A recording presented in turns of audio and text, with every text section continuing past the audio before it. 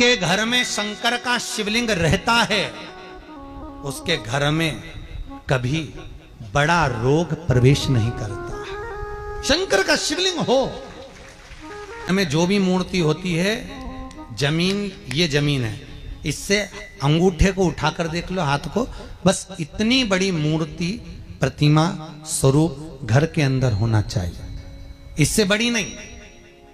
क्योंकि बच्चा जितना छोटा होता है उसको उतनी व्यवस्था कम करना पड़ती है। बच्चा जब बड़ा हो जाता है व्यवस्थाएं बढ़ती चली जाती। और निवेदन है, आप अपने घर के कमरे में दूसरों को अलाउ नहीं करते। करते हो क्या? जेठानी का लड़का आया तुम्हारे कमरे में आकर बैठ गया, देवरानी का आया या ननंद के छोरा छोरी आए तुम्हारे कमरे में बैठ गए, तुम्हें अच्छा लगेगा? जल्दी कर निकल। अपने कमरे में तो बच्चे कहते हम कहां जाएं? दादी के कमरे में जा। क्योंकि बेचारी दादी का कमरा तो पंचायती। अपने कमरे में कोई नहीं होना। और ले देकर केवल एक भगवान का कमरा ही ऐसा होता है, भगवान का मंदिर एक ऐसा होता है जिसमें सब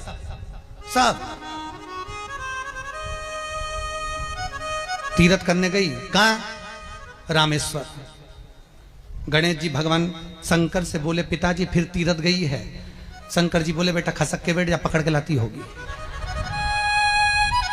तीर्थ गई, वहां से रामेश्वर जी को ले आई, फिर बद्रीनाथ गई, वहां से पकड़ लाई, द्वारका गई, वहां से ले आई। इतना सारा देवी देवता एक ही मंदिर में, सारा पितर देव, ये देव वो देव सब बैठा, बेचारा ये सब खसकाया बैठा। इतना सा तो मंदिर, उसमें भी ऐसा फंसाया बैठा। और उसी में पानी का लोटा, उसी में जल सब रख गई। और मालूम पड़े वो लोटा भी लुढ़क गया, सब गीला हो गए। गणेश जी ने कहा पिताजी पूरे गीला हो गए। शंकर भगवान बोले बेटा अब तो आरती करके गई, कल ही आएगी।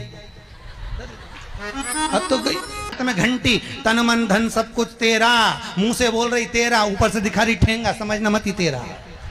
के जमाने में तन मन धन सब कुछ तेरा, समझ भगवान भी कहे का फंस। इतनी सी शक्कर, और सब भगवान के सामने एक इतनी सी शक्कर धर दी। गणेश जी के मैं खाऊं, राम जी के मैं खाऊं, हनुमान जी के मैं खाऊं, सब झगड़ रहा है। इतने में सब झगड़ रहे तो इन्होंने विचार करा, इनने खाने के चक्कर में अपनी किचकिच कराई। अब की बार ये किचन में जाओ तो अपन भी किचकिच कराओ।